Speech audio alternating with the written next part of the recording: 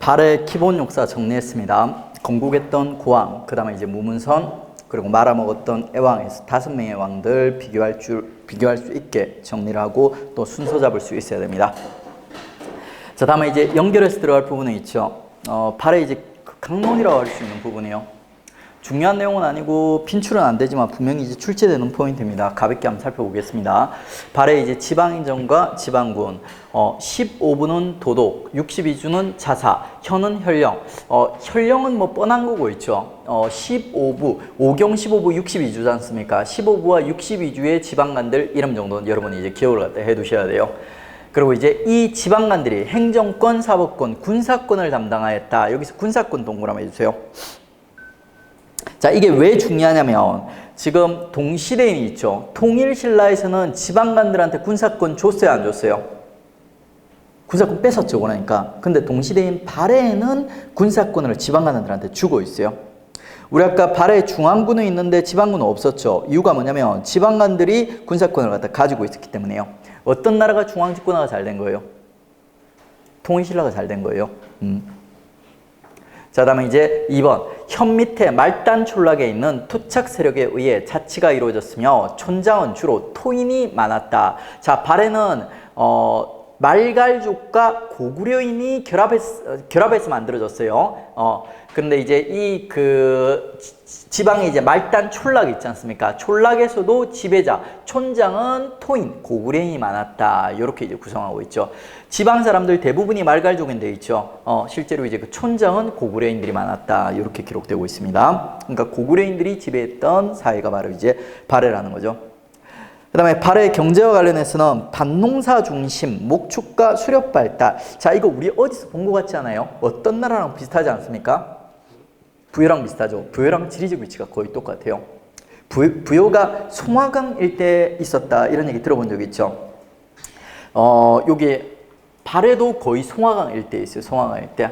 송화강이 대략 우리가 이제 뭐 이렇게 요동 부르지 않습니까? 이 송화강 일대, 송화강이 이렇게 나와 있어요. 그러니까 이 송화강 뭐 지류도 이렇게 뻗어나 있는데 대충 이제 송화강이 이렇게 나와 있고 요 송화강 일대의 부여라든지 발해 같은 국가들이 다 존재했던 거예요. 지리적 위치가 비슷하다 보니까 밭농사 중심이라든지 목축, 뭐 수렵 이런 이제 생산 방식도 이제 비슷한 거죠.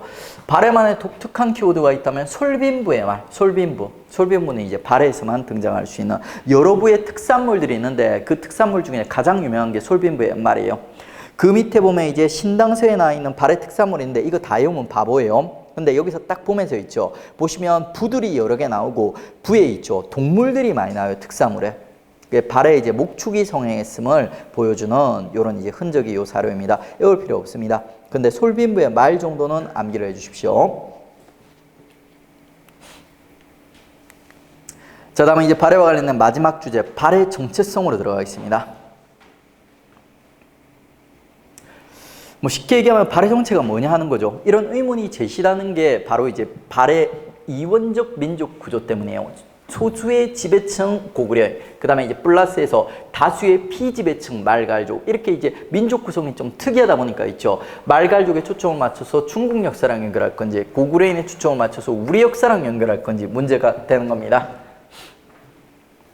그러다 보니까 발해와 관련된 있죠. 발해, 우리 쪽에서는 아무래도 발해 역사를 우리 역사랑 연결하고 싶어요. 그래서 이제 발해와 관련된 발해 역사를 갖다 우리 역사로 해석하는 책들이 있죠. 이런 자주성이 강한 책들이 높이 평가받고 시험에 이제 출제되는 겁니다. 근데 책들이 나중에 우리가 지금 역사서를 안 본 상황에서 이런 역사서들의 가치도 모르고 그런 상태에서 이 역사서를 외우는 게 부담스럽습니다. 그래서 일단은 2개만 암기를 합니다. 자, 발해 역사를 갖다 처음으로 언급했던, 우리 역사로 언급했던 이승우의 제왕운기.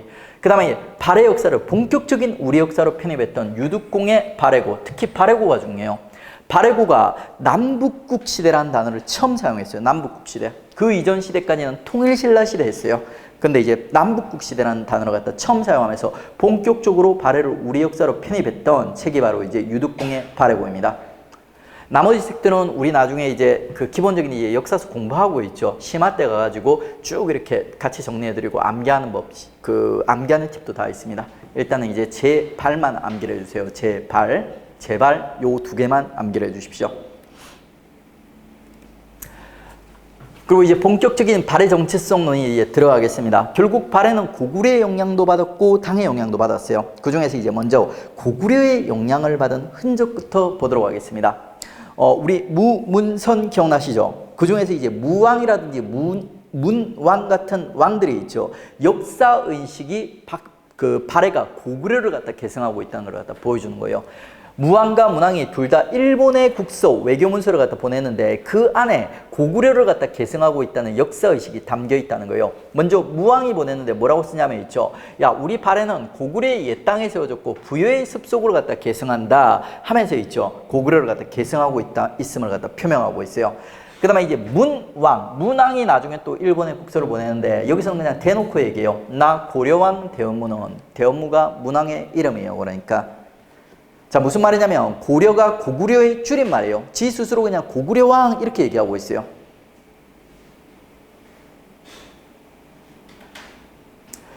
자, 다음에 이제 무왕에 있죠. 딸들이 둘이가 문제가 되는데 짝수딸이요, 짝수딸. 둘째 딸, 넷째 딸. 먼저 이제 정혜공주라는 애 있죠. 문왕의 둘째 딸이 문왕보다 먼저 죽는 거예요. 넷째 딸도 먼저 죽어요. 근데 일단 둘째 딸부터 먼저 정리를 할게요.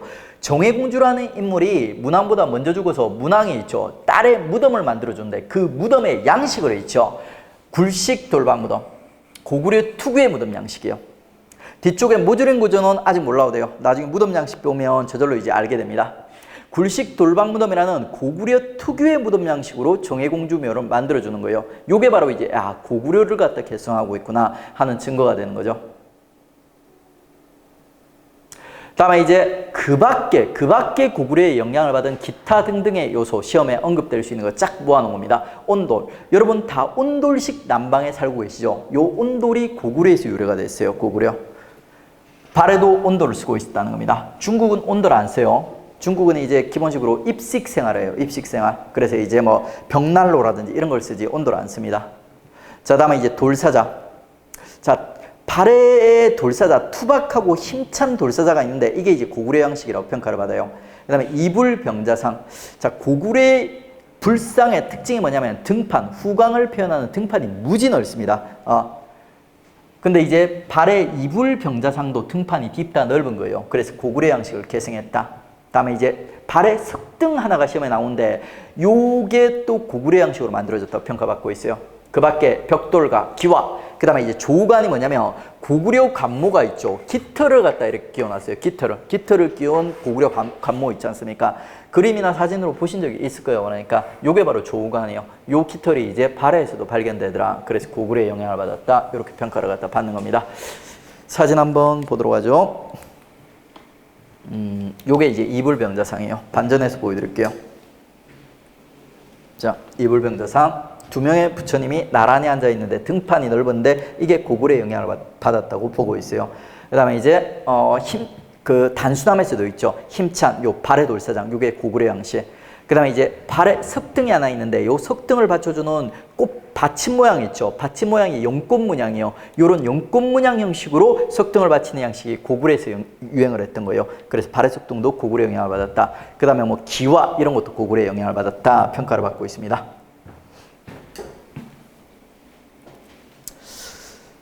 자, 그러면 이제 고구려의 영향을 받은 내용 이제 우리가 살펴봤어요. 그 다음에 이제 당의 영향을 받은 요소도 분명히 있어요. 당의 영향을 받은 요소는 어떤 게 있는지 보도록 하겠습니다. 먼저 이제 발해 5도가 있다고 했어요. 5경이 있다고 했어요. 5경. 5경 중에서 진짜 발해 수도가 어디냐면 이제 상경이에요. 상경. 자, 동모산에서 중경, 중경에서 상경, 상경에서 동경으로 전도를 했죠. 그 다음에 그 문왕이 죽고 나면 상경으로 다시 되돌아오는 거예요. 그래서 상경이 발해의 진짜 수도가 되겠는데 이 발해 상경 용천부에 보면 있죠. 주작대로라는 큰 길이 있어요. 큰 길. 요게 중국의 장안성의 영향을 받은 거예요. 그래가지고 이제 이 도시 구조로 갖다 보면서 야, 발해는 중국의 영향을 많이 받았네. 이렇게 얘기하는 겁니다. 자, 도시예요. 네모 반듯한 도시. 그리고 요게 이제 왕성, 왕이 살고 있는 궁성이에요. 그러니까 이 궁성 앞에 보니까 일자로 크게 뻗어나 있는 길 보이죠? 요게 주작대로예요. 주작대로를 중심으로 해서 도시를 갖다 격자형으로 구성한 요 도시 구조 자체가 중국 당나라식이라는 거예요. 자, 다음에 이제 영강탑, 발해의 유일한 탑이에요. 탑 사진 한번 보세요. 자, 우리 탑이랑은 좀 많이 다르게 생겼죠. 이국적으로 생겼죠. 요게 이제 중국 탑의 영향을 받았어요. 재료도 전탑입니다. 벽돌탑이에요. 벽돌탑. 우리는 기본적으로 탑에 벽돌을 갖다 안 써요. 그러니까 형식이라든지 재료를 갖다 봤을 때 있죠. 발해의 유일한 탑이 중국의 탑에 영향을 받았다. 그래, 요것도 이제 중국의 영향을 받은 요소. 자, 그 다음에 우리 아까 문왕의 둘째 딸 영리했었죠. 문왕의 넷째 딸이 이제 등장하는 거예요. 이름이 비슷해요. 둘째 딸은 정해고 있죠. 넷째 딸은 정효입니다.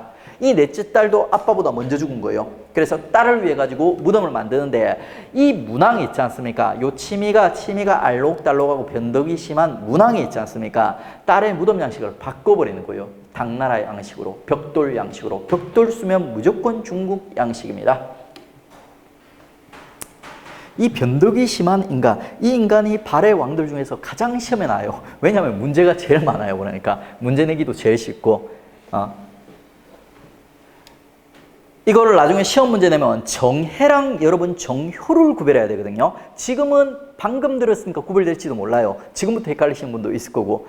근데 이제 시험장 한 달, 두 달, 뭐 내년에 이제 시험장에 들어가게 되면 이 정해 정효가 계속 이제 헷갈리게 돼요. 저도 요거 공부할 때 끝까지 헷갈렸어요. 그러니까 요거를 갖다 구별하는 팁을 알려드리겠습니다. 자, 발해 우리가 관광을 하러 갔어요. 발해 지역에. 그랬더니 이제 고분이 무덤이 두 개가 있는 거예요. 하나는 이제 정해, 하나는 이제 정효겠죠. 그러니까 요걸 보고 이제 우리가 이제 그 지역 사람 보고 이제 물어보는 거예요. 야, 이 두 개의 무덤이 어느 나라 무덤입니까? 하면서 물어본 거예요. 그랬더니 이제 그 사람이 이제 말해주는 거예요. 아주 친절하게 했죠. 야, 이거는 발해의 무덤입니다. 하면서 이제 효가 좁은 요 사람이 발해효 하면서 이제 얘기를 해주는 거예요. 그러니까 자, 우리한테는 고구려가 중요해요. 당나라가 중요해요. 우리한테 중요한 거는 고구려가 중요하죠. 기읍, 니은, 디귿, 리을 사전순으로 순서를 매겨도 고구려가 먼저죠. 고구려. 그 다음에 이제 당나라가 다음이에요. 그래서 이제 발해와 관련된 첫 번째 무덤 정해 무덤은 고구려와 연결되고 있죠. 정효 공주의 무덤은 당나라랑 연결된다 해서 정해와 효의 순서를 갖다 잡아주세요. 요거는 고구려 먼저, 그 다음에 당나라 다음 해가지고 이런 식으로 하면 정해와 정효로 구별할 수가 있습니다.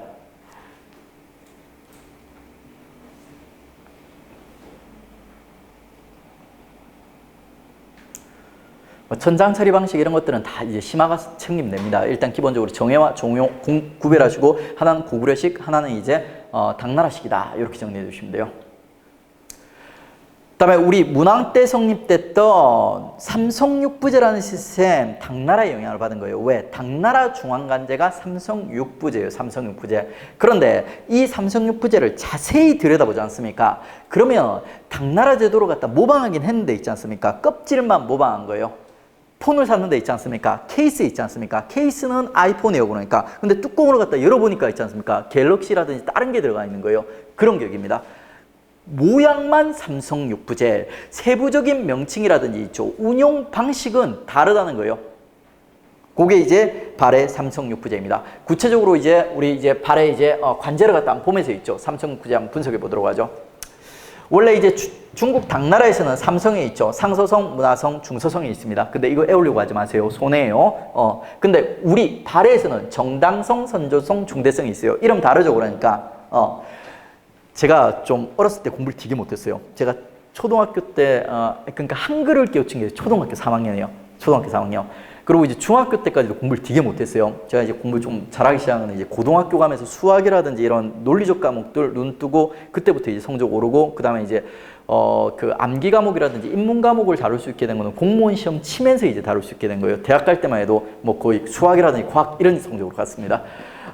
근데 제가 어렸을 때 있지 않습니까? 인문학을 갖다 못했던 이유가 지금 이제 생각해보니까 알 것 같아요. 그때도 뭐 아예 공부를 안 했던 건 아닌데 못했는데 그때 제가 발해를 공부했던 기억이 아직까지 나는데 있죠. 어떻게 공부를 했냐면 이 정당성, 선조성, 중대성을 갖다 열심히 쓰고 그 밑에 가로 열고 또 뭐 상서성, 문화성, 중서성 이런 걸 갖다 쓰면서 이제 공부를 했던 거예요. 근데 그 중국에서는 상서성, 문화성, 중서성이 세 개가 동등하게 중요하거든요. 중국식으로 공부한다면 요 세 개를 갖다 골고루 써가면 세 개를 갖다 암기하는 게 맞아요. 근데 발해에서는 있죠. 정당성한테 모든 힘이 집중이 돼 있어요. 그럼 우리 뭘 중심으로 공부를 해야 될까요? 정당성을 한 3-4번 쓰고 있지 않습니까? 이거는 그냥 눈으로 슥슥 이런 별로 안 중요한 부서가 있다 이렇게 공부를 했어야지 그때 제대로 공부를 한 거였어요. 근데 그것도 모르고 이걸 갖다 골고루 한 10번씩 쓰면서 공부를 했던 거예요. 근데 10번 써도 다 헷갈리니까 또 잊어버리죠. 그러니까 그러다 보니까 성적이 안 나왔던 것 같아요. 발에서는 있죠. 정당성 안에 모든 힘이 집중이 돼 있어요. 그러니까 선조성, 중대성은 그냥 슬쩍 보시고 중국 거는 그냥 스쳐 지나가듯이 보시면 돼요. 그 정당성을 확실히 기억을 하시고 있죠. 그 다음에 정당성의 수장이 대내상이라는 사람이 있습니다. 요 사람이 국정으로 갖다 총괄하는 인물이었다는 거, 정당성의 대내상을 갖다 확실히 암기를 하셔야 돼요. 이런 식으로 공부를 하시면 짧은 시간에 있지 않습니까? 성적이 나오게 돼요. 시험에서 선조성이라든지 중대성이 등장할 수 있어요. 근데 그거는 포인트가 아니에요. 요거를 몰라도 있지 않습니까? 정당성의 대내상이 국정을 총괄하였다는 걸 다 알고 있으면 있죠. 시험 문제가 풀리게 되어 있습니다. 이렇게 이제 명칭이라든지 힘의 관계가, 힘의 역학관계 같은 게 이제 중국의 삼성육부냐랑 다른 거예요. 그 다음에 육부가 있는데 이 육부가 중국에서는 육부가 각각 대등해요. 각자 분리가 돼 있어요. 6개가. 근데 발해에서는 있지 않습니까? 이게 3개씩 짝을 지어 있는 거예요. 정당성 밑에 자사정, 우사정에서 이원적 체제를 취하고 있죠. 그 아래 각각 3개씩 붙어 있는 거예요. 3개씩. 그 다음에 육부의 명칭이 또 달라. 육부의 명칭이. 원래 당나라의 원래 명칭은 이, 호, 예, 부, 형, 공 해서 6개 명칭을 가지고 있거든요. 근데 발에서는 이걸 갖다 유교적 덕목으로 대치를 한 거예요. 충, 인, 이, 지, 예, 신 하면서 이런 이제 차이가 있습니다. 그러니까 실제로 이제 포장지만 삼성육부 똑같고 있죠. 실제로 내부로 보면 완전 다른 체제. 그게 발의 삼성육부제예요. 그 다음에 이것도 있지 않습니까? 오답이 여기서 나요. 여기서. 원래 있지 않습니까? 삼성육부제에서는 예부가 교육을 담당하거든요. 교육이라든지 외교, 과거 이런 거를 갖다 담당하는 부서예요. 근데 발해에서는 예부가 있지 않습니까? 교육, 외교, 뭐 이런 과거를 담당하는 부서가 아니라 법률을 담당하는 부서예요.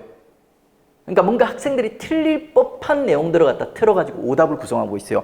고난도 문제에서. 일반적인 문제에서는 잘 물어보지 않습니다. 그래가지고 이제 나중에 여러분들 고수가 되셔가지고 공부를 완성하면서 요 육부를 갖다 정확하게 명칭을 구별하는 단계까지 가시면 있죠. 요 두 개를 갖다 구별할 수 있도록 포인트를 갖다 잡아서 정리를 갖다 해주십시오.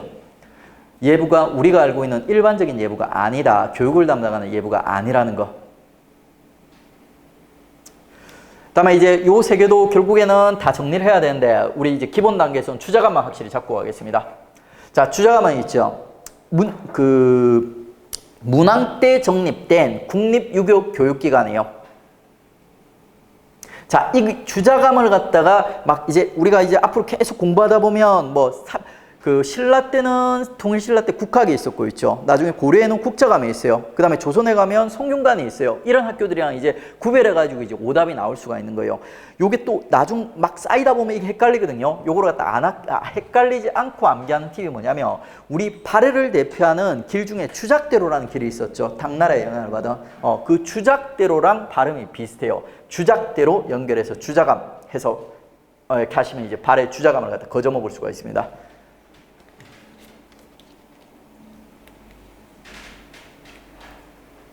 그 다음에 발해 문왕과 관련된 내용 정리할게요. 문왕이 가장 문제가 많은 왕이에요. 시험에서 가장 많이 출제되고.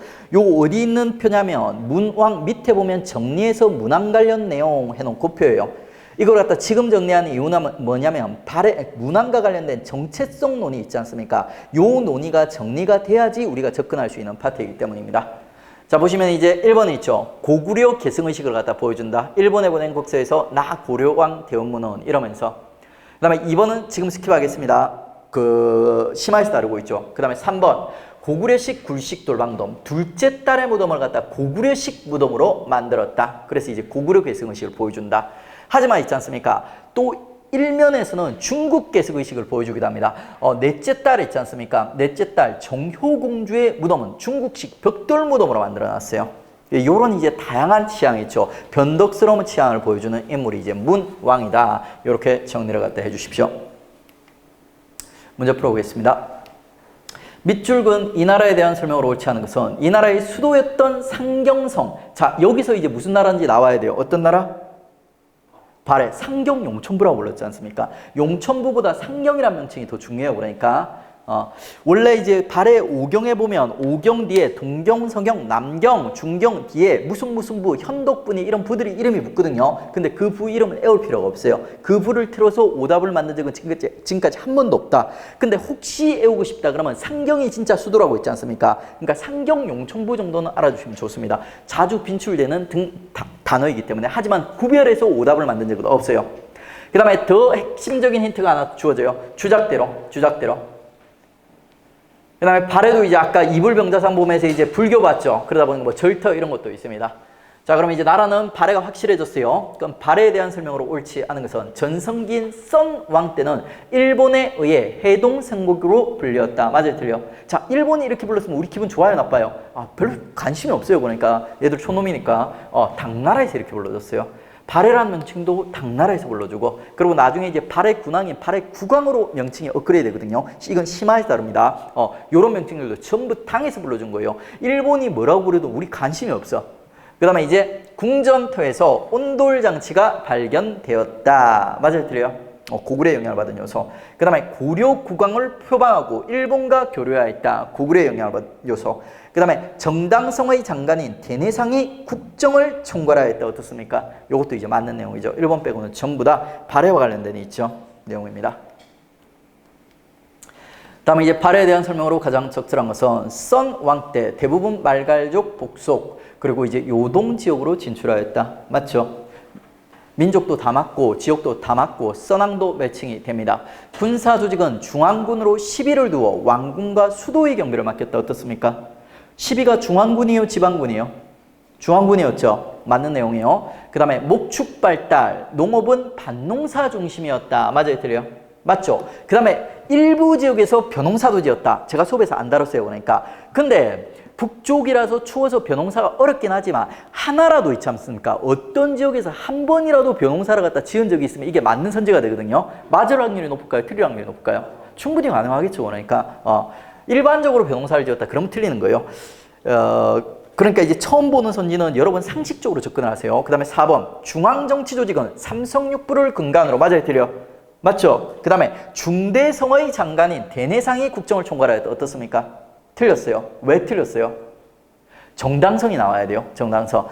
지금 중대성이 중요하고 선조성이 중요한 게 아니에요. 그러니까 정당성이 아니라서 틀린 거예요. 정당성이 아니라서. 그러니까 여러분은 공부를 할 때 정당성을 갖다 확실히 기억을 해달라는 거예요. 이상한 것들을 막 중국의 삼성들을 막 기억하지 말고 있죠.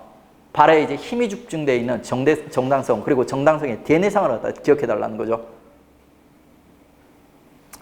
자, 이렇게 해서 우리 발해와 관련된 있죠. 정체성까지 다뤘고 있죠. 그 다음에 이게 조금 지역적인 주제인데 간단하게만 제가 한번 정리해 드릴게요. 발해와 신라와의 관계요. 기본적으로 발해 신라 관계는 좋았다, 안 좋았다? 안 좋았어요. 어떤 같은 민족이라는 어떤 민족적 동질성이 조금 있긴 있으나 봐요. 그러니까 근데 사이가 안 좋아. 지금의 어떤 나라와 사이랑 비슷하냐면 우리나라 북한이랑 비슷해요. 그러니까 북한이랑 우리 같은 민족이란 한민족이라는 의식이 있죠. 그러니까 근데 서로 사이 좋아요, 안 좋아요? 안 좋죠. 맨날 욕하고 맨날 싸우죠. 그러니까 그거랑 똑같은 거예요. 그리고 이제 주로 발해가 당나라랑 전쟁할 때는 모르는데 당나라랑 전쟁 이후에는 있지 않습니까? 이후에는 전쟁은 안 하지만 있죠. 전쟁은 안 하지만 그럼에도 불구하고 계속 이제 신라랑 이제 경쟁 관계에 있어요. 뭐를 가지고 경쟁하냐면 주로 있죠. 당한테 서로 잘 보려고 경쟁하는 모습이 이제 등장하게 됩니다. 근데 이제 이런 구체적인 내용들을 갖다 배우는 거는 심화 단계 가서고 기본적으로 이제 둘이 별로 사이 안 좋았다. 당나라한테 서로 잘 보려고 경쟁했다. 이 정도만 이제 봐주십시오. 그 다음에 이 표도 완전 심화 영역이에요. 이 표로 갖다 제가 왜 만들어놨냐면 고난도 문제에 보면 발해 역사와 신라 역사를 크로스해가지고 순서 잡는 문제들이 나와요. 신라 역사 사건들만 쭉 나오면 학생들 어느 정도 공부가 된 학생들 다 풀어요. 그러니까 발해 역사 사건만 쭉 나와도 뭐 우리 고, 무, 문, 선, 에 해가지고 다 풀어요. 그러니까 근데 발해 역사와 신라 역사를 크로스해가지고 있죠. 순서 잡는 문제들, 고난도 문제들이 나오고 있어요. 그러니까 많이는 안 나와도 1년에 한 문제. 1년에 이제 여러 기관에서 한 문제 정도는 출제가 되고 있어요. 그래가지고 이제 그거에 대응하기 위한 문제라고 보시면 돼요. 가볍게 요것만 체크해 주세요. 신라의 진짜 전성기왕 성도왕 때라고 했죠. 요 성도왕 때 발해가 건국돼 가지고 대조영, 그 다음에 그 아들 이제 무왕이 활발하게 활동하게 되고 있죠. 그 다음에 이제 문왕 있죠. 무왕의 아들 문왕이 되게 오랫동안 왕위를 갖다 차지하고 있어요. 얘가 이제 중대, 신라 중대의 후반부와 그 다음에 신라 하대 전반부 있지 않습니까? 초기까지 얘가 장악하고 있습니다. 문왕이 신라 중대와 신라 하대에 걸쳐서 활동하고 있다. 이 정도만 연결해 주세요. 지금까지 출제되었던 가장 고난도 문제도 이 정도 지식만 가지고 있으면 다 풀 수 있게 나왔습니다.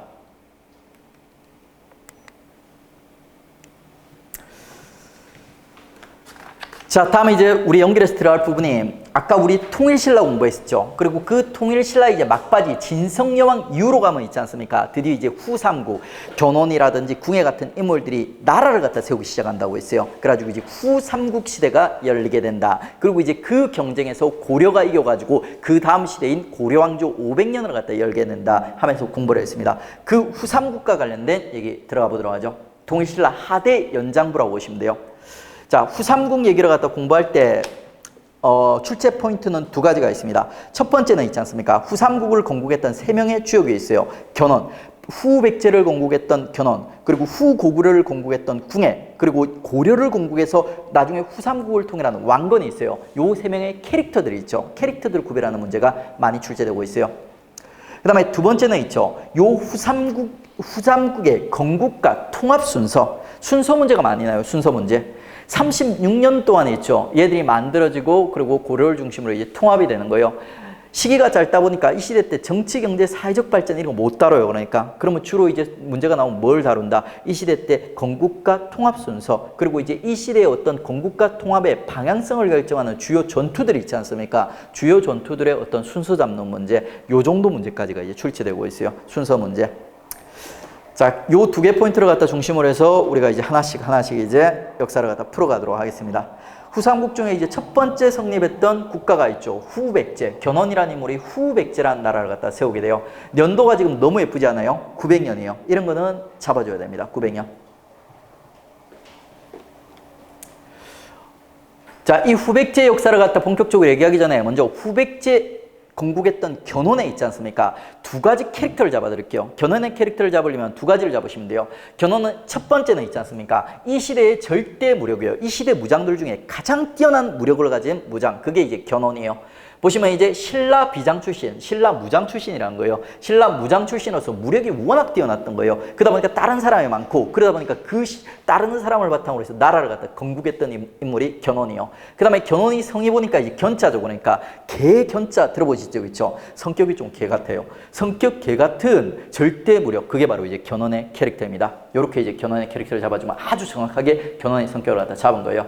자, 이 성격 안 좋은 절대 무력이 있죠. 자기를 따르는 사람들이 많이 생기다 보니까 그 따르는 사람들을 바탕으로 해가지고 나라를 갖다 세우는 거예요. 첫 단계, 2단계로 나눠져요. 첫 단계는 있지 않습니까? 스스로 왕을 칭하는 단계예요. 아직 나라는 못 세웠어. 그 왕을 칭하는 단계가 무진주, 지금의 이제 광주 지역이에요. 광주 지역. 그 다음에 있죠. 완산주, 전주에서 드디어 나라를 갖다 세우게 돼요. 후백제 건국. 여러분, 왕을 칭하는 게 중요할까요? 나라를 세우는 게 중요할까요? 나라를 세우는 게 중요해요. 요게 기본 지식, 요건 좀 심화 지식, 요거랑 이제 경쟁할 수 있는. 그 다음에 나라를 세웠는데 어느 지역에다 세웠어요? 어느 나라? 우리 삼국 중 어느 나라 지역? 백제 지역에다 세웠죠. 백제 지역의 강점이 뭐였어요? 바다를 통한 중국과 교류가 유리한 지역이죠. 아니나라랄까? 중국과 이제 활발한 외교 관계를 맺는 모습 보여줍니다. 왜냐하면 이게 백제 지역의 강점이에요. 그러니까 지리적 이점이에요. 우리가 이제 망해가다 보니까 중국도 망해가면서 조그만 여러 나라들이 등장하거든요. 그러면 이제 중국의 그 조그만 여러 나라들이랑 적극적으로 외교를 하는 모습 보여줘요. 5월, 후당, 그 다음에 이제 일본과도 외교하는 모습. 그 나름대로 이제 유리한 입장이에요. 그러니까 외교적으로도 이제 우위에 설 수 있고, 그 다음에 이제 견훤이 있죠. 절대 무력, 당대 절대 무력이요. 근데 그럼에도 불구하고 이 후백제가 후삼국을 통일했다 못했다? 못했어요. 그러니까 왜? 견훤의 개 같은 성격 때문이에요. 지금 이 시기 때 신라는 있지 않습니까? 지가 알아서 망해가고 있던 시기예요. 망해가던 시기에. 그러니까 신라라는 나라, 무너져가는 신라, 천년이나 정통성을 갖다 가지고 있었던 신라를 갖다가 후백제 견훤 충분히 끌어안을 수도 있었어요. 끌어안았다면 쉽게 있지 않습니까? 후삼국을 갖다 견훤이 정리했을 수도 있어요. 근데 얘는 성격이 너무 나쁜 거예요. 그래서 이 다 무너져가는, 스스로 죽어가는 신라를 갖다가 있죠. 신라에 대해서 적대 정책을 갖다 펼쳐요. 응징하는 정책을 갖다 펼쳐가지고 신라 왕까지 살해하는 모습을 보여줘요. 경혜왕이라고 있죠. 왕들은 어지간해서는 잘 안 죽거든요. 근데 경혜왕이라는 신라 왕까지 살해하는 모습을 보여주는 게 성격 개 같은 견훤입니다. 그리고 이게 얘가 성격이 나쁘다 보니까 당대 농민이라든지 호족들이 있지 않습니까? 이 사람들도 충분히 지가 힘이 세니까 이 사람들을 품을 수도 있는 상황이었어요. 근데 품지 않고 있죠. 지가 힘이 세다 보니까 힘으로 얘들을 갖다 전부 누르는 정책들을 갖다 시행했던 거예요. 그래서 농민과 호족도 포섭에 실패하게 됩니다. 신라도 끌어안을 수 있었는데 신라도 결국 끌어안지 못하고 있죠. 농민과 호족들도 포섭하는데 실패했기 때문에 후삼국을 통일할 수 없었던 견훤입니다. 포악한 성격 개 같은 절대무력. 자, 두 번째 이제 후고구려를 건국했던 궁예예요. 얘는 이제 견훤이 있죠. 후백제 건국한 바로 그 다음에 나라를 세워요. 901년인데 굳이 외울 필요 없어요. 바로 그 다음 직후 이렇게 기억하시면 돼요. 다음에 이제 궁예와 관련해서도 두 가지 캐릭터를 갖다 결합하시면 궁예라는 인물이 이제 나오게 돼요. 첫 번째 궁예 캐릭터는 뭐냐면 신라의 버림받은 왕족이에요. 버림받은 왕족. 궁예가 신라의 왕자 출신인데 출생하고 나서 점을 봤는데 신라를 갖다 망하게 할 거라는 점괘를 갖다 타고난 거예요. 걔 엄마가 절에다 버려버립니다. 그래서 신라 왕족인데 버림받은 왕족이다 보니까 신라를 갖다가 이상하게, 그러니까 견훤보다도 더 싫어요. 반신라적 성향이 가장 강했던 인물, 그게 이제 궁예예요. 왜냐하면 버림받았으니까.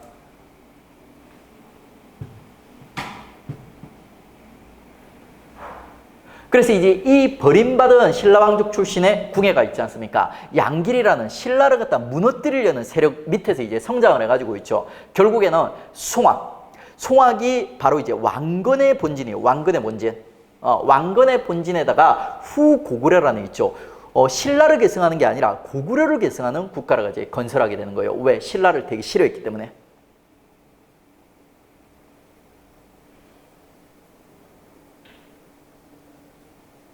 그리고 얘가 이제 어렸을 때부터 이렇게 버림받고 이제 힘들게 자라서 그런지 몰라도 뭔가 정서가 이제 불안한 거예요. 왕이 되기 전까지만 해도 나름대로 카리스마 있는 무장이었어요. 그런데 왕이 되고 나면 뭔가 얘가 이제 정신적으로 뭔가 불안해하는 듯한 모습을 갖다 보여줘요. 그러다 보니까 이제 나라 이름, 그 다음에 천도, 그리고 나라 이름 계속 바꿔요. 현실에 만족을 못하는 거예요. 그래서 후고구려를 갖다 마진, 그 다음에 천도, 원래 송악수도로 했다 또 철원으로 천도, 그 다음에 나라 이름 또 태봉. 지금 구체적으로 마진, 철원, 태봉 이름을 갖다 외울 필요는 없어요. 근데 있지 않습니까? 뭔가 궁예라는 인물이 정서적으로 불안해가지고 있죠. 나라 이름이라든지 천도라든지 이런 걸 갖다 계속 바꿔갔다는 거예요. 현실에 만족하지를 못했던 거예요. 불안했던 것 같아요. 그리고 실제로 있지 않습니까? 자기 내면이 불안하고 안정되지 못한 사람일수록 자기 스스로가 이제 좀 뭔가 이제 그 불안하니까 있죠. 겉으로 자기를 갖다 크게 보이려고, 힘이 센 사람처럼 보이려고 자기를 갖다 과시하는 이런 성향들이 더 과하게 드러나는 거예요. 그래가지고 궁예가 있지 않습니까? 연호 같은 거를 갖다 사용하는데 과하게 사용해요. 하나가 아니라 여러 개 사용해요. 무태, 성책, 수동마트, 정계 별로 안 중요합니다. 그러니까 굳이 외우려면 무태 등 여러 가지 연호를 사용하였다. 이렇게 암기를 하십시오. 만약에 여기서 이제 오답인 연호가 나오지 않습니까? 무태 말고. 그러면 우리가 알아야 될 다른 연호가 나요. 우리가 암기해야 될 다른 연호 있죠. 확실히 다른 왕의 연호인 게 확실한 애들이 나왔다. 그러면 그때는 틀린 거예요. 그게 아니라면 뭐 무태 등 여러 가지 연호 나오면 이거 궁예 건 거보다 이렇게 생각하시면 돼요.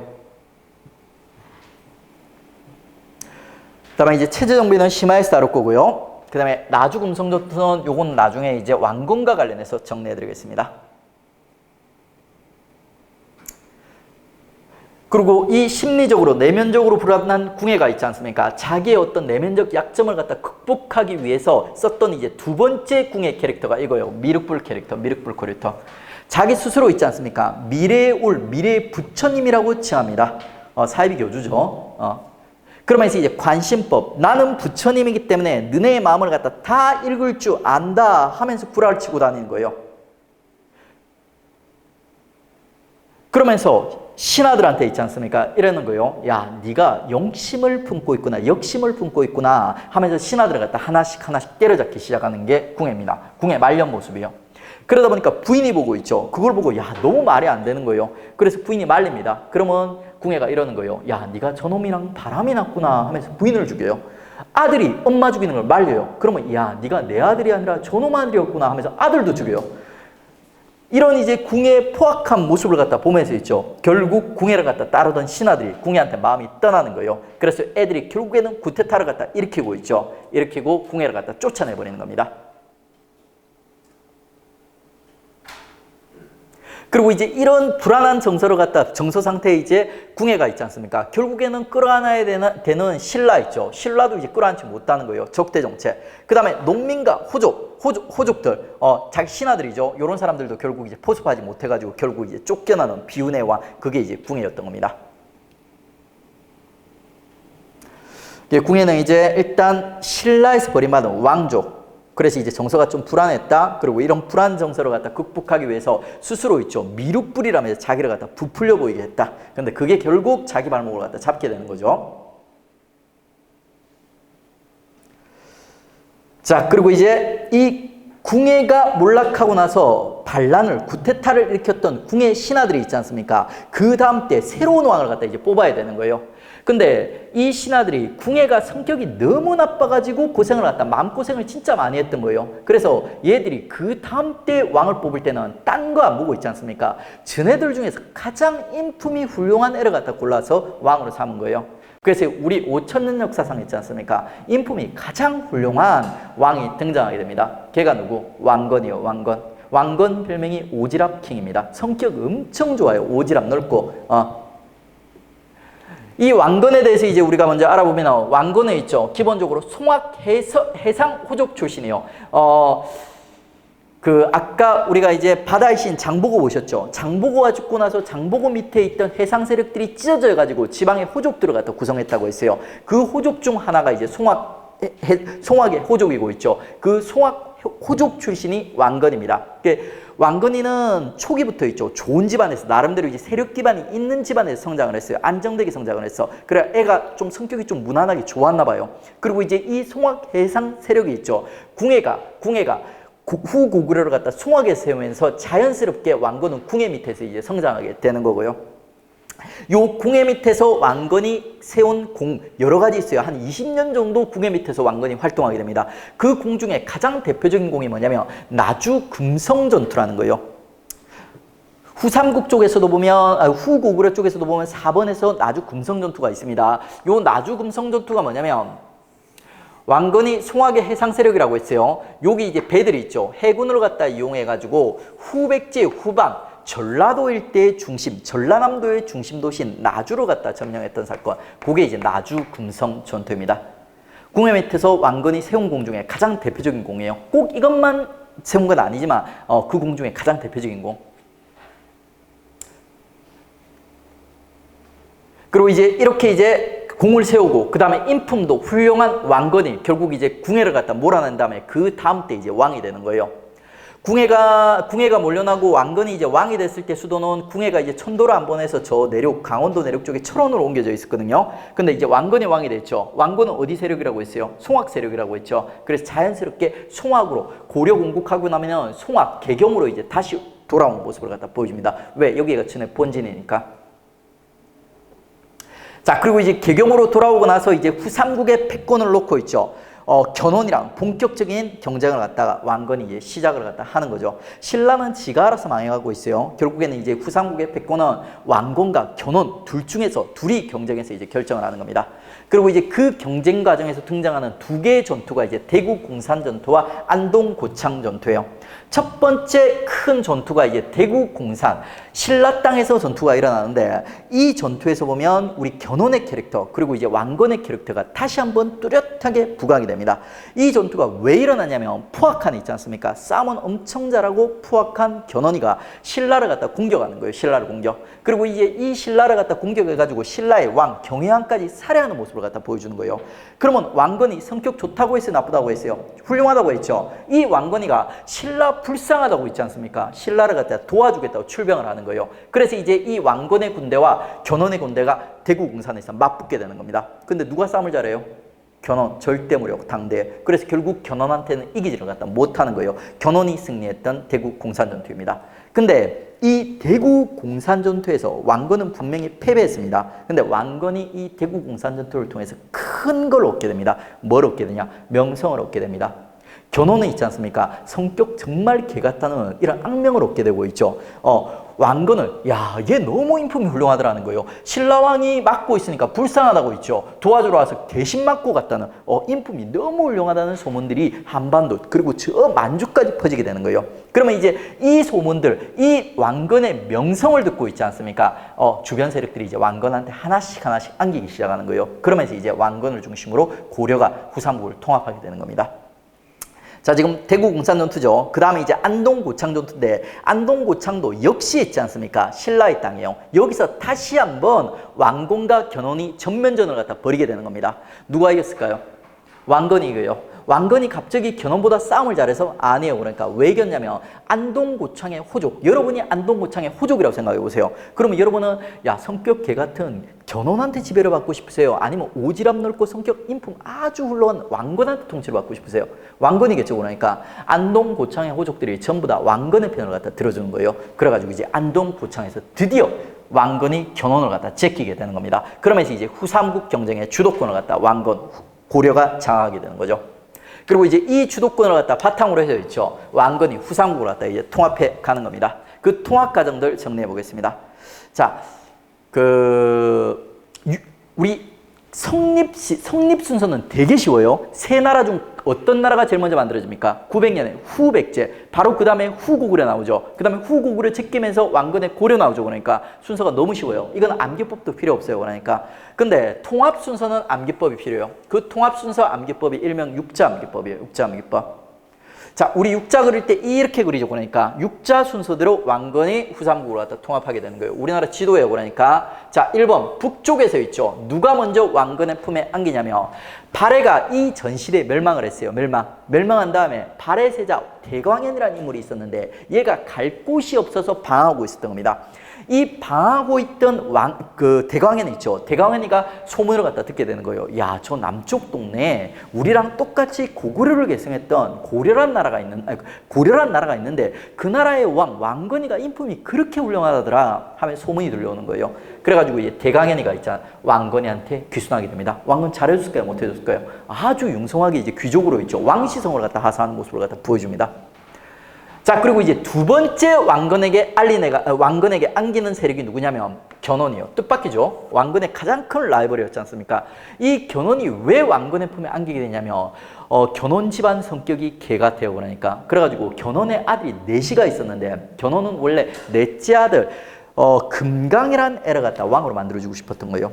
그랬더니 이제 형들이 화가 나지 않습니까? 성격 개 같은 첫째, 둘째, 셋째가 뭉쳐가지고 동생을 죽여버리고 있죠. 아빠를 갖다 금산사란철에 유폐해버리는 겁니다. 갇혀있던 견훤이가 있죠. 금선사를 갖다 탈출했는데 후백제로 돌아가 버리니까 이미 첫째 아들 신금이가 있지 않습니까? 후백제를 장하고 자기 측근들은 다 제거해버린 거예요. 견훤이 갈 데가 없어. 그래 견훤이 고민해 보는 거예요. 야, 어디에 나를 받아줄 수 있는 인품이 훌륭한 애가 없을까? 누가 생각났을까요? 왕건이가 기억이 났던 거예요. 그래서 왕건한테 찾아갔어. 왕건 받아줬을까요? 거부했을까요? 받아줍니다. 받아주는데 그냥 받아주는 게 아니라 아버지 대접을 하면서 아주 융성하게 있죠. 견훤을 대접하면서 받아주는 모습이 등장하게 되는 거예요. 왕건이 그릇이 큽니다. 자, 그걸 보고 있죠. 누군가의 마음이 드디어 움직이는 거예요. 그러니까 누구의 마음? 자, 신라 땅이지 않습니까? 신라의 마지막 왕인 경순왕의 마음이 드디어 있죠. 요 모습을 보고 움직이게 되는 거예요. 야, 제 견훤이까지 받아주네. 이렇게 된 거예요. 내가 투항을 하면 나한테는 더 잘해줄 것 같아. 그래가지고 경순왕이 또 왕건의 품에 안기면서 신라 멸망하게 되는 겁니다. 자, 그 다음에 이제 육자 계속 그려가면 다시 누구 땅으로 가는 거예요? 후백제 땅으로 가는 거 보이시죠? 그러니까 그래가지고 이제 남아있는 세력이 마지막 남아있는 세력이 싸가지 없는 신금이 있지 않습니까? 신금의 후백제가 남아있는 거예요. 이 신금의 후백제를 갖다가 누구 이 당대 철대 무력이었던 견훤 있죠. 견훤이 선봉장이 돼가지고 후백제를 갖다 이제 공격을 하는 거예요. 그래서 이제 후백제를 무너뜨린 사건, 그게 바로 이제 선산 일의천 전투입니다. 선산 일의천 전투. 그러면서 이제 후삼국이 통합이 되는 거죠. 그 통합 순서가 1번 발해, 그 다음에 견훤, 그 다음에 신라 경순왕, 그 다음에 이제 선산 일의천 전투에서 후백제 해가지고 이제 육자순으로 이루어지는 거죠. 이 통합과 성립과 후삼국이 성립되는 순서, 그리고 통합되는 순서가 시험에서 많이 출제되고 있는데 안 어려워요. 암기공식, 육자 암기공식 쓰면 아주 쉽게 우리가 적용을 해서 문제를 풀 수가 있습니다. 자, 성립 순서, 그리고 이제 통합 순서. 그리고 고난도 문제에서는 요게 이제 무슨 순서가 추가가 되냐면 주요 전투들이 있어요. 그러니까 나주 금성 전투라든지 대구 공산 전투, 그리고 안동 고창 전투, 그리고 선산 1, 2천 전투 있지 않습니까? 요런 것들을 갖다가 요런 건국과 통합 순서 있죠. 통합 순서랑 끼워 넣어 가지고 순서를 잡는 문제가 있어요. 그거는 이제 심화해서 잡아드리겠습니다. 일단은 전투들끼리만 순서를 갖다 제가 잡아드릴게요. 일명 이제 나발 공고예요. 자, 공고인데 이 공고의 특징이 뭐냐면 애들이 술을 진짜 잘 마셔요. 술을 나발로 불고 마신다고 해서 나발 공고라는 공고가 있어요. 자, 이 나가 있죠. 나주 금성 전투예요. 그 다음에 공이 있죠. 대구 공산 전투, 고가 고창, 안동 고창 전투. 그리고 발은 뭐냐? 발은 발의 멸망 시점이에요. 우리가 아까 본 발에 있죠. 발의 세자 대강현이 왕건에게 안기는 것은 발의 멸망 시점이 아니라 발의 멸망 이후에 있죠. 대강현이가 왕건한테 안기는 때예요. 안기는 때. 근데 이제 우리 시험에서 발해가 멸망한 시점에 대해서도 시험 문제가 나오게 되거든요. 그 발의 멸망 시점을 갖다가 요 주요 전투들 사이에 끼워 놓은 거예요. 나, 발, 공, 호. 얘들을 갖다 나중에 요 사이에 끼워 놓을 수 있으면 있죠. 순서 문제는 우리 완벽하게 마스터하는 겁니다. 일단 이제 요거 따로 먼저 기억을 해 주십시오. 문제 풀어보겠습니다. 다음은 후삼국의 통일 과정을 나타낸 사실이다. 시대순으로 바르게 나는 것은 고려는 후백제군의 주력을 선산 1, 2천 전투에서 격파하였다. 지금 6자 중에 있지 않습니까? 즉 네 번째죠. 1, 2, 3, 4 네 번째죠. 그러니까 그 다음에 니은 고려는 거란에게 멸망한 발해 유민들이 고구려로 망명하자 크게 웃어야 있다. 요거는 이제 첫 번째 6자 중에 첫 번째 사건 맞죠? 그리고 이제 고구려가 신라를 병합하 있다. 요거는 요 1, 2, 3 세 번째 사건 얘기하는 거죠. 그래가지고 이제 디귿. 그 다음에 왕건은 궁예를 몰아내고 고려를 건국하였다. 이게 통합기 얘기라면 고려가 건국되는 거는 건국기 얘기예요. 건국기의 맨 마지막에 있었던 사건. 그리고 리얼. 그래서 순서 잡으면 리얼, 니은, 디귿, 기역. 디귿, 기역. 이런 식으로 순서가 잡히죠. 여러분 이제 요 견훤이 안기는 거랑 그리고 그 신검의 후백제가 통합되는 있죠. 요 전투는 여기 위치를 갖다 구별해 가지고 적어 주십시오. 혹시 실수할 수도 있어요. 그러니까 여기 적혀 있다고 이거 이렇게 해보면 틀려요. 그러니까 다 풀어놓고 틀립니다. 연습할 때 여기랑 여기 포지션을 갖다 구별해 가지고 순서를 갖다 잡아 주십시오. 자, 이렇게 해가지고 이제 우리 고려 이전에 있죠. 고대까지 역사를 갖다 깔끔하게 이제 정리를 했습니다. 마지막으로 있죠. 제가 이제 고대 연도감각 잡는 법 알려드리겠습니다. 고대에 대한 연도감각이 여러분 이미 있어요. 그러니까 태고 조지진무에서 1, 2, 3, 4, 5, 6, 7, 7세기 전반, 후반 잡아들었죠. 그러니까. 근데 그 연대감각이 언제 끝나냐면 통일될 무렵에 있지 않습니까? 7세기 후반 되면 여러분 끝나버려요. 그래가지고 여러분은 7세기 삼국 통일까지는 연대감각이 있는데 그 이후에 통일신라 있지 않습니까? 통일신라 시기로 와버리면 야 이게 대충 몇 년 되지? 몇백 년 되지? 이런 느낌이 없어져 버리는 거예요. 그 감각을 지금 잡아드리겠습니다. 자, 백제가 멸망하는 시점이 660년이에요. 660년. 정확한 해입니다. 그 다음에 이제 고구려 멸망은 있죠. 요로부터 이제 8년 후인데 그냥 660 몇 년이다, 몇 년 후다 이 정도만 기억을 갖다 해두시면 돼요. 그 다음에 이제 이 660년 이후로 있지 않습니까? 거의 신라 중대가 이제 시작된다고 보시면 돼요. 신라 중대. 그 신라 중대가 몇 년을 가냐면 120년을 갑니다. 해공왕, 신라 중대의 마지막 왕인 해공왕이 살해당하는 해가 이제 780년이요. 그러니까 딱 120년 간격이에요. 120년 간격. 신라 중대가 120년. 옛날 사람들은 있지 않습니까? 정근대 사람들은 60년이 한 사람의 이제 일생이라고 했어요. 60갑자 들어본 적 있죠? 뭐 자축인묘 진사오미 해가지고 이걸 갖다가 가불병정 무기경식 이거랑 이제 결합해가지고 60년을 갖다 했죠. 60년을 갖다 일생의 주기로 이제 봤던 거예요. 그 일생의 주기가 이제 2번 돌아가는 거예요. 2번. 신라 중대가 이제 120년. 그 다음에 신라 하대 있지 않습니까? 하대 진성, 우리 후백제가 900년 건국된다고 했어요. 900년. 신라 하대의 혼란이 시작되고 이게 후삼국이 시작되기 직전까지 있지 않습니까? 요게 또 120년이에요. 120년. 그 다음에 후삼국이 대략 36년인데 뭐 정확하게 올 필요 없어요. 대략 한 30년간 또 후삼국 시대 열리게 된다. 그러니까 후삼국 시대를 제외하는 있지 않습니까? 신라하대가 이제 120년, 그리고 신라중대 120년. 이렇게 깔끔하게 이제 연대감각을 갖다 잡아 놓으시면 돼요. 여기서 조금 더 가고 싶다. 좀 더 섬세하게 잡고 싶다. 그러면 사이에 한 번 더 잡아주는 거예요. 지금 120년이니까 사이에 60년 간격으로 잡아주는 거예요. 720년 있지 않습니까? 720년에 이게 중요한 건 아닌데 신라 중대 진짜 전성기왕이 성도광 때라고 했죠. 성도광. 성도광이 720년을 통치하고 있었어요. 그러니까 신라 전성기 때쯤이다. 이렇게 봐주시면 돼요. 그 다음에 780에서 60년 다음은 840 나오죠. 840이면 우리 신라 아대를 제가 전반부, 후반부, 전반부, 중반부, 후반부로 나눌 때 중간에 자리를 갖다 잡아주는 인물이 누구냐면 장보고예요. 장보고. 장보고 전후로 신라 아대 분위기가 많이 바뀐다고 했어요. 840년경이 장보고 한참 활동하고 있을 때요. 장보고. 요 정도로만 연도 잡아주시면 절대 연도 때문에 방하는 일 없어요. 그러니까.